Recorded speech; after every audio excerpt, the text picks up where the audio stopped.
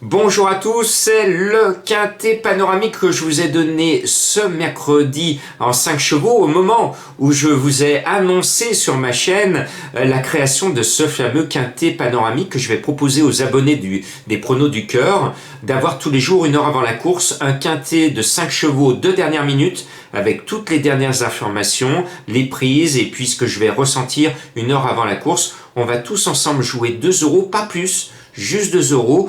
On ira à la pêche déjà au bonus 3 pour essayer de rembourser déjà nos 2 euros. Et puis des fois, on va toucher le bonus 4. Et puis des fois, comme ce mercredi, on va toucher le quintet pour une seule et unique pièce de 2 euros. Vous vouliez que je vous donne des pronos non pas en 8, non pas en 7, non pas en 6. Eh bien, je vous le donne en 5. J'ai relevé le défi parce que je vous le rappelle, dans les années 80, j'ai été le premier journaliste typique en France à donner un pronostic, le tiercé panoramique en 3 chevaux. Bon, on y va. Ce jeudi, on retourne à Vincennes. Il y a une belle Suédoise qui m'a tapé dans l'œil et les Suédoises, pour moi, elles sont irrésistibles. Et donc, j'ai mis le 3 Wild Love. C'est un amour de cheval. Elle est en gros retard de gain et je pense que la grande favorite française, Décoloration, va avoir du mal à reprendre sa série victorieuse. En plus, 3 et 13, c'est le fameux jeu de la finale que je vous ai appris depuis longtemps. C'est-à-dire quand vous voyez un numéro en couplet ou en jumelé, vous le multipliez par sa finale, sa dizaine supérieure ou inférieure.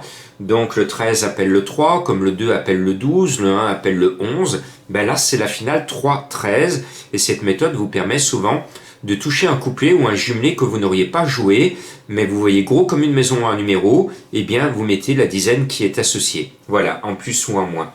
Le 4 élite de JL, eh bien, j'y ai cru jusqu'au poteau. La dernière fois, elle était deuxième, j'étais super content, je donnais. Et puis, patatras, elle s'est déréglée aux abords du poteau et distancée. Bon, elle était déférée, et on le sait, en ce moment, les ferrés sont meilleurs. Et toute la semaine, les ferrés, et encore ce mercredi, un ferré qui fait l'arrivée, ben, je pense que cette ferrée élite de GL va faire l'arrivée.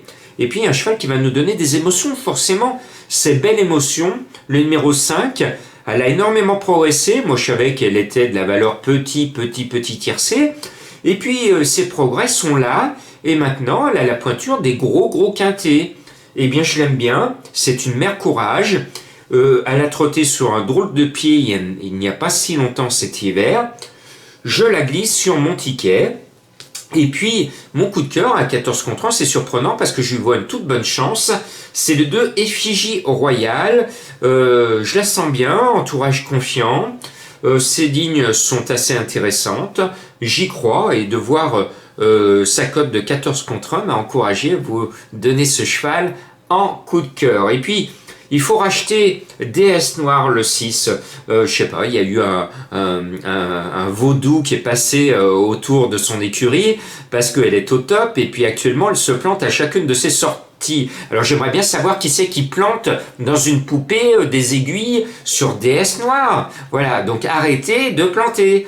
Donc j'espère qu'elle va plus sérieusement conjurer ce que l'on appelle le signe indien, c'est-à-dire la poisse, et qu'elle va retrouver la plénitude de ses moyens, parce que elle vole à l'entraînement, mais dès qu'elle est en course, elle n'a que des problèmes, à l'image d'un certain Cache du Rib. Vous vous en êtes aperçu, c'est pour ça que l'autre fois, je n'avais pas mis Cache du Rib, parce que à chaque fois qu'il court un quintet à Vincennes, il lui arrive tous les malheurs du monde.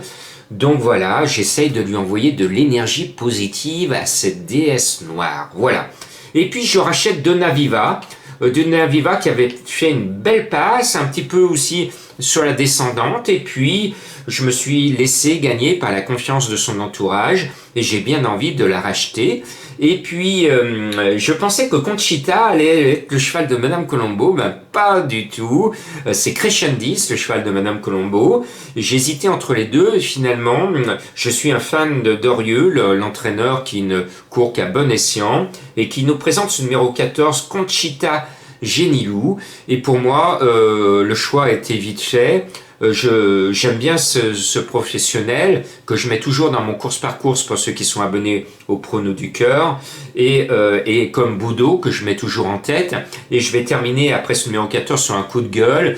Quand je vois la une de la Bible, c'est-à-dire du plus grand journal de course français, comme quoi Boudot est pratiquement assuré d'avoir déjà en ce mois de février sa cravache d'or, et que je vois une rubrique comme quoi les autres jockeys et les agents de jockeys vont faire une pétition pour que la cravache d'or soit prise que sur les courses parisiennes. Alors moi je m'inscris en faux parce que la cravache d'or doit revenir à un homme qui se lève tôt le matin, qui sillonne toute la France du 1er janvier au 31 décembre, qui se donne à fond, qui court les grands classiques, mais qui court les petits réclamés au fin fond d'une petite province, parce que ce sont des jockeys, et M. Boudot en fait partie, qui ont l'amour de leur profession, qui se lancent un challenge de gagner le plus de courses possible et qui se mettent à la disposition de petits entraîneurs et de petits propriétaires qui sont tout heureux d'avoir une cravache en or comme lui.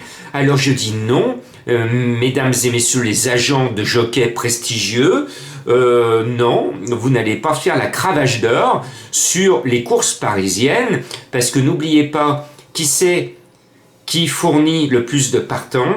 Ce sont ces hommes et ces femmes qui sont au fin fond de la province, des fois dans le plus bel anonymat. Ils ne sont pas des vedettes, mais ils fournissent des partants, ils font vivre l'institution.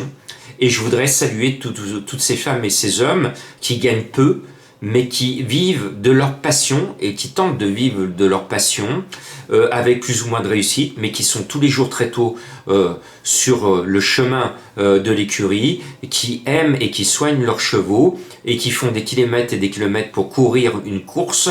Et donc bravo à Monsieur Boudot, parce que c'est lui la cravache d'or 2021. Parce que lui, contrairement à d'autres, il ne va pas jouer les vedettes à l'étranger, être dans des hôtels bling-bling, pendant que Monsieur Boudot est en train de sillonner la province française auprès de gagne-petits qui ont beaucoup de mérite et qui ont l'honneur d'avoir un homme comme lui sur leur cheval. Voilà, c'était le coup de gueule souriant de Jean-Marc. Faites remonter ce coup de gueule au haut placé et des cravaches fines en or pour leur dire arrêtez de délirer sur ces histoires de faire une cravache en or qu'à Paris, ça fait un côté bling bling qui est très malsain en cette période où on doit tous être unis et solidaires. Bonne chance et bravo Monsieur Boudot pour votre cravache d'or 2021, vous l'avez déjà amplement mérité.